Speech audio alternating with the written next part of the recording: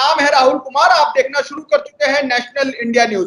मेरे साथ एक खास शख्सियत यहाँ पे मौजूद है, अभिषेक नरेंद्र सिंह जी। मैं स्वागत करूंगा सर्वप्रथम सर आपका हमारे साथ जुड़ने के लिए विशेष लाइव में। मैं आपसे समझना चाहूंगा, जिस तरह से 5 राज्यों में विधानसभा चुनाव होने वाले हैं, 2024 के जो आम चुनाव का, लोकसभा चुनाव का कहीं ना कहीं एक सीढ़ी मानी जाती है विधानसभा चुनाव को। आप इसे इस पूरे नजरिए को किस प्रकार देख रहे हैं? देखिए, यूपी का चुनाव हमेशा से ही बहुत महत्वपूर्ण रहा है और यूपी से ही दिल्ली का रास्ता गुजरता है। तो बिल्कुल सही कहा है आपने कि 2024 जो है वो 2022 बहुत हद तक एक सेमीफाइनल की तरह देखा जाता है। लेकिन आप भारत की राजनीति को अगर ब्रॉडर वे में देखेंगे और राजनीति के अगर भारत की राजनीति में अभी जो चुनाव हो रहे हैं उसको देखेंगे तो चुनाव का जो डिस्कोर्स है वो पूरी तरीके से बदल दिया गया है।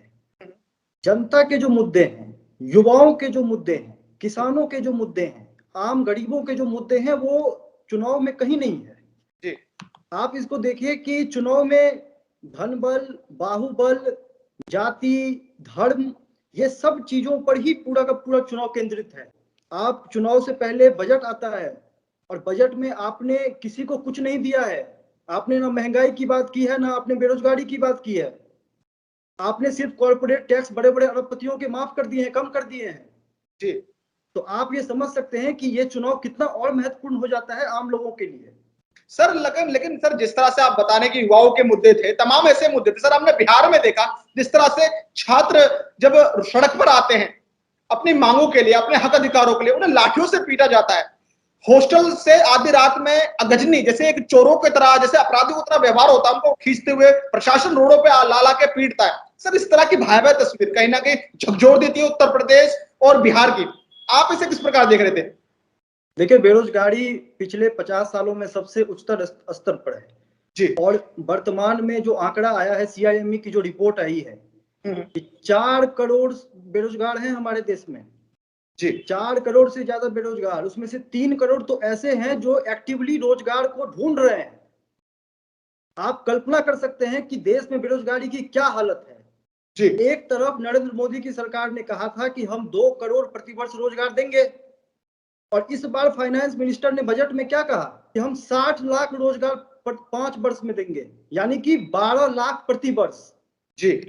इतना बड़ा गैप है, तो रोजगार की बात तो कहीं पे है ही नहीं। और जब स्टूडेंट अपने अधिकार के लिए सड़क पर उतरते हैं, जब अपनी आवाज उठाते हैं, तो उनकी क्या हालत होती है। उन पे डंडे बरसाए जाते हैं, झूठे FIR किए जाते हैं, हॉस्टल से निकाल के, इलाहाबाद में आपने देखा होगा, कानपुर में देखा होगा, हॉस्टल से निकाल कर स्टूडेंटों को प्रताड़ित किया जा रहा है सरकार की तरफ से जी। ये इस तरीके से बर्ताव किया जाता है देश के युवाओं के साथ। और फिर आप उन्हीं युवाओं के दम पर आप देश जीतने की बात करते हैं, उन्हीं युवाओं के दम पर आप उनको झंडे उठाने के लिए प्रेरित करते हैं अपने पार्टियों के लिए। तो देश में युवाओं का भविष्य क्या रह गया है?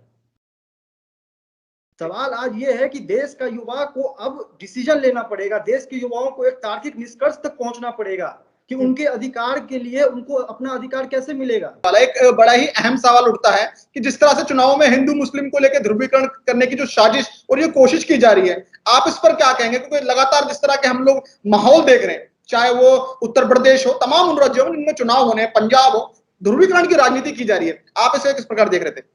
मैंने राहुल जी आपसे पहले भी कहा है और हमारा हमेशा से ये मानना रहा है कि जब आपके पास विकास के मुद्दे नहीं होते, जब आपके पास विकास के कार्यों को गिनाने के लिए कुछ नहीं होता, तब आप जाति और धर्म में लोगों को उलझाते हैं।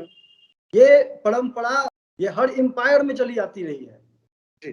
तो वही चीजें आज भी हो रही हैं। इनके पास रोजगार पर बात करने के लिए कुछ नहीं है, इनके पास महंगाई पे दिखाने के लिए कोई आंकड़ा नहीं है जी। गरीबी इतनी ज्यादा बढ़ी है पिछले 2-3 सालों में, वो बताने के लिए, दिखाने के लिए इनके पास कोई जवाब नहीं है। तो इनके पास बचा क्या? इनके पास सिर्फ धर्म जाति बची है। लेकिन सर, एक बड़ा सवाल ये भी उठ के आता है ना कि जब प्रधानमंत्री जी केंद्र में आए थे, जब ये सरकार आई थी, तो बड़े बड़े वादे लेके आई थी कि सबका साथ सबका विकास, रोजगार हर साल 2 करोड़ नौकरियां दी जाएगी, इसके अलावा महंगाई पर वार होगा। कहां ये लोग पिछड़ गए, कहां ये लोग विफल हो गए? देखिए, भारतीय जनता पार्टी जब आई थी, नरेंद्र मोदी जी की जब सरकार बनी थी जी 2014 में, तो 2022 को लेकर उन्होंने भारत के लोगों को बहुत सपने दिखाए थे जी। सबसे पहला क्या था कि 2022 तक हर भारतीयों को हम मकान देंगे, पहला उनका वादा था। लाल किला से दिया गया भाषण में इन्होंने ये वादा किया था जी। दूसरा था 2022 तक हम बुलेट ट्रेन चलाएंगे इस देश के अंदर जी। तीसरा था किसानों की आय को हम दोगुनी कर देंगे 2022 तक। और मैं अगर कहीं गलत बोल रहा हूं तो आप मुझे रोकिएगा। जी जी बिल्कुल। चौथा था कि मैं 2022 तक 5 ट्रिलियन इकोनॉमी बना दूंगा इस देश को, इस बिल्कुल। देश की अर्थव्यवस्था को। मुझे बताइए और इस देश का युवा मुझे बताए, इस देश के लोग मुझे बताएं कि इस चारों में से आज क्या हासिल हुआ है और कहां पर आज हम खड़े हैं। हमारे पास जो था आज वो भी नहीं है। हमारे 4 करोड़ युवा आज बेरोजगार घूम रहे हैं। जी। हम अपने आप को युवा देश कहते हैं और 4 करोड़ युवा हमारे बेरोजगार घूम रहे हैं। बजट में आज उन्हें ये जवाब देना चाहिए था इस बार कि हमने जो वादे किए थे, देश के लोगों को सपने दिखाए थे, उसमें हम कहां तक पहुंचे हैं। नोटबंदी, जीएसटी ने देश की अर्थव्यवस्था को खत्म कर दिया है। छोटे छोटे उद्योग आज कहीं नहीं दिख रहे हैं। स्टार्टअप खत्म हो रहा है देश के अंदर, रोजगार है नहीं। और जहां पे आपको अभी राहत देनी चाहिए थी लोगों को टैक्स के अंदर, वहां पर आपने बड़े बड़े कॉर्पोरेट टैक्स माफ कर दिए। जी। आपको वेल्थ टैक्स लगाना चाहिए था बड़े बड़े अरबपतियों के, तो वहां पर आपने कुछ नहीं किया है। आपने वर्चुअल डिजिटल एसेट पे टैक्स लगा दिए हैं जो आम लोगों के पास होते हैं, छोटे छोटे एसेट। तो ये स्थिति हो गई है देश के अंदर। बिल्कुल। और अगर युवा आज लॉजिकली बात नहीं करेंगे, इन सब अपने अधिकारों के लिए इन सब चीजों पे बात नहीं करेंगे, तो बहुत मुश्किल होने वाला है। और राहुल जी, मैं एक चीज और अपनी तरफ से जोड़ता हूं जी कि बताइए। मीडिया का बहुत बड़ा रोल हो गया है। और आज अगर स्वतंत्र पत्रकारिता आप जैसे युवा कर रहे हैं तो मुझे बहुत उम्मीद बनती है जी। क्योंकि मेन स्ट्रीम मीडिया खत्म हो चुकी है, बिक चुकी है। जी। आज चुनाव में मेन स्ट्रीम मीडिया का ये धर्म बनता है कि वो सवाल करे। उन्होंने जो जो वादे किए थे उनसे सवाल पूछे, लेकिन कहीं कोई सवाल नहीं है। जी। सिर्फ ब्रांडिंग पे पैसे खर्च किए जा रहे हैं। मुद्दों पे हम लोग विस्तार से बात करेंगे। सर मैं आपसे समझना चाहूंगा, जिस तरह से मुस्लिमों पे अत्याचार बढ़ा है, पिछला 5 साल का जो डेटा निकल के आया, अभी मैं कुछ समय पहले एक रिपोर्ट पढ़ रहा था, और इससे पहले 2 दिन पहले हमने देखते कि असदुद्दीन ओवैसी के काफिले पर हमला हो जाता है उत्तर प्रदेश में। सर उत्तर प्रदेश में कुछ समय पहले गृह मंत्री आते हैं, वो दूरबीन लगा के देखते हैं कि यहाँ पर तो सब कुछ सामान्य है, दूर दूर तक माफिया नजर नहीं आता, गुंडा राज नहीं नजर आता, और एकाएक सांसद पर हमला हो जाना। सर आम जनमानस, आम जनता अपने आप को कितना सुरक्षित समझे जब सांसद पर इस तरह के हमले हो जाते हैं। देखिए, भारतीय जनता पार्टी और नरेंद्र मोदी, योगी आदित्यनाथ, अमित शाह, सबका यही कहना है कि योगी आदित्यनाथ जी ने माफिया राज खत्म कर दिया, अपराधियों को जेल के अंदर डाल दिया। जी। यही इनका सेंटर पॉइंट है इस चुनाव में। जी। और उसके बावजूद आपको प्रत्यक्ष को प्रमाण की आवश्यकता की जरूरत नहीं है। चुनाव का समय है, आचार संहिता लागू है, और वहां पर इस देश में एक सांसद पे और जो एक पार्टी का राष्ट्रीय अध्यक्ष है जी। उस पे हमले हो जा रहे हैं, और आप अपराधियों को आप कंट्रोल नहीं कर पा रहे हैं। तो इसका क्या मतलब है?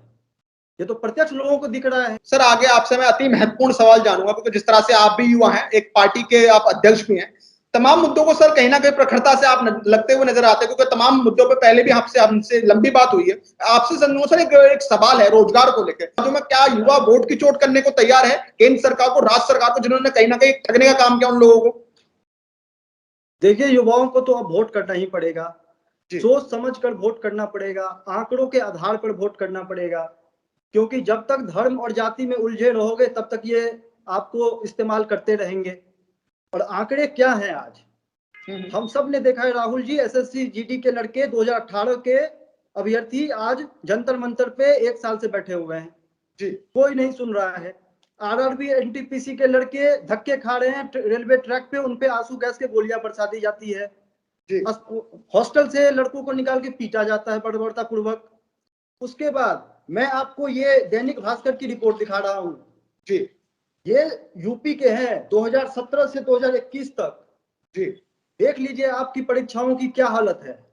दरोगा भर्ती paper leak, UP PCL paper leak, UP SSC paper leak, UP आरक्षी नागरिक पुलिस पर्चे गलत बांट दिए गए, ग्राम विकास अधिकारी धांधली, यूपी एसएससी पेट exam paper leak, UP TET paper leak, forest guard परीक्षा रद्द। ये क्या है कि आपका कोई ध्यान नहीं है युवाओं के प्रति, युवाओं की भर्ती के प्रति कोई ध्यान ही नहीं है, सब कुछ खत्म कर दिया। लेकिन जब चुनाव की बात आएगी जब चुनाव करवाने के लिए बात आएगी तो 1 महीने के अंदर चुनाव करवा के रिजल्ट भी दे दिया जाता है जी। तो इतनी पारदर्शिता, इतनी नियम कानून लोगों को भर्ती करवाने में, रोजगार देने में क्यों नहीं लागू किया जाता?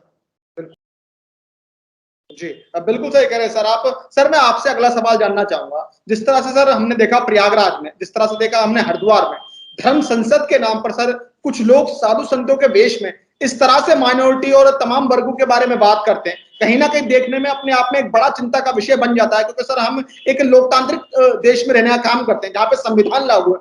उस प्रकार तमाम चीजों का सर मैंने खुद देखी वो पर्सनली वीडियो कि सुप्रीम कोर्ट का अनादर किया जाता है, संविधान का अनादर किया जाता है, मुख्यमंत्री प्रधानमंत्री से लेकर सबको खंडन किया जाता है और कहीं ना कहीं राष्ट्र को हिंदू राष्ट्र बनाने की घोषणा कर दी जाती है। तमाम मुद्दों को देखने के बाद भी उन पर कोई कानूनी कार्रवाई नहीं होती जब तक कि सुप्रीम कोर्ट उसमें संलग्न होकर उन पर आने की कार्रवाई करने की बात नहीं करता।